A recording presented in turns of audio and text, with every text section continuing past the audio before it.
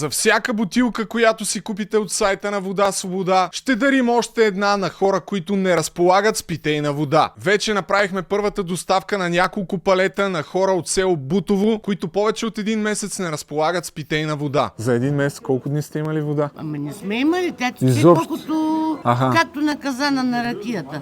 Бързовари накупихме, кофи, туби, столчета да сядаме в банята. И кога ще се оправи това, не се знае. Никой не Никой казва. нищо не знае. Макар да не е особено забавно, на моменти се чувствахме все едно караме буса на море от любов, тъй като хората вървяха зад нас, за да си подсигурят водата за пиене и готвене за следващите няколко дни. То просто няма никаква вода. Никаква. За съжаление, по едно време дори възникна напрежение, тъй като някои от жителите на селото решиха, че кметът раздава вода на свои хора. Абе, момчетата доброволно я раздават, защо ви кажете? Само не се карайте, ще дойдем пак.